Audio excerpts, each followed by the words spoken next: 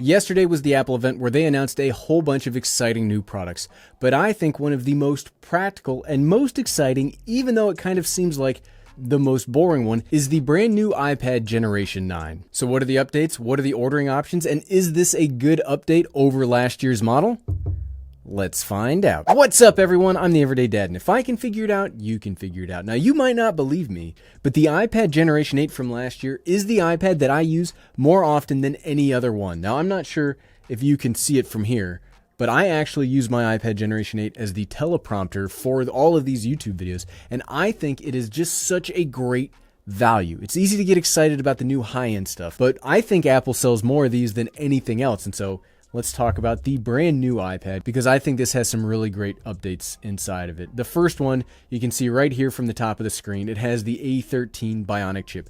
Yes, the new iPad mini, the new iPhones have the A15, but let's not forget the older processors are still crazy powerful. And I think moving up the lowest end budget option to the A13 is going to be incredible. A lot of the features that you want to keep seeing on like all these iPads, they're now going to be able to do because of this. Plus, it will have the new ultra-wide front camera, and it starts at 64 gigabytes of storage, which is pretty great. And the best part is, all of these updates, the new storage, the new processor, the new camera, they still have it at $329. And that's the best part about the standard iPad. Yes, it doesn't have all the new bells and whistles of Apple's current technology, but $329, you cannot beat that, because this will still have all of the cool iPad OS 15 features that even the high-end iPads get. They say powerful, easy to use, versatile. I could not agree more. What else do we have? They're going to go through a lot of the iPad OS 15 stuff. Like I said, A13 Bionic Chip. This will give you up to a 20% faster GPU performance because it will have an updated GPU inside of it. If you do play video games on your iPad, you'll be able to do it better here. Because of the new A13, you not only get a better CPU, you will get a new neural engine inside of here, making things like predictive text or even that text camera capture feature possible now because of the more horsepower you have. All-day battery life, they say that a lot. They say a lot about all-day battery life for all this technology. It's hard. Look, and I agree, Apple has some of the best battery life on the market in all of their devices. But once you make the M1 MacBook Air, you call this all-day battery life. There's just like, the bar's set too high to really call anything else all-day battery life. We will continue to have the 10.2-inch Retina Display, not a lot of updates there. They did add now True Tone to the iPad, which is something that I don't normally use on my devices, but it will read like the color temperature lights of your environment, and it will change the display to make it more optimal. Now, this will change the color information of your display. If you are a video editor like me and you need those colors to stay pretty consistent, I never turn it on, but it's nice to see that a creature comfort feature is coming even to the budget line. Here's the real kicker that I think is going to be the best part, is the new updated front-facing camera. Like I said earlier, it has that ultra-wide angle, but this also has their new feature from the iPad Pros called Center Stage. Now, what Center Stage is it takes that ultra-wide field of view, and then it zooms in on you or what you're focusing on that's in there, and it moves the camera around digitally to follow you. And I think this is a really neat feature. For example, on Father's Day this year, we bought my father-in-law a brand new M1 iPad Pro that has Center Stage in it. And the reason we bought that was to do all of our long-distance video conferencing, because we don't live by our family. And what's cool about Center Stage is when he was in the frame, it would tighten up, make sure that we could see him. But then when I came in the frame, it widens out to make sure the whole family is in the shot. And I think this, combined with the low price of the iPad Generation 9, will make this one of the most attractive video conferencing tools that you're going to find. iPad OS 15 already has a ton of new feature enhancements to make this like a better productivity tool. And at the price you get, you're not going to be able to beat this. Like, straight up, you're not going to be able to beat this, because it is going to have that 12 megapixel ultra wide camera. You'll continue having the 8 megapixel wide camera on the back for all of your immersive AR apps, stuff like that, which will work better with the A13 Bionic. We already talked about the iPad OS 15 updates. FaceTime's going to get a pretty big update. We'll be able to talk about files and all that stuff. Write it up, type it down.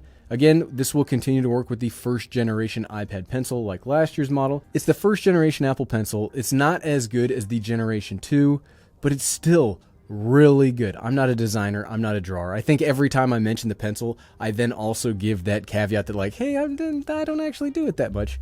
But a lot of people use iPads for design, and a lot of people use these iPads for design and note-taking because of the cost of entry. You'll be able to do all of the cool multitasking features from iPadOS 15 on here. And yeah, I think that's all the major updates. It is a very basic iPad. There's only so much that you can put in here to update on it. So let's check the tech specs real quick, see if I missed anything, and then we'll go into the specs and ordering options. We talked about capacity.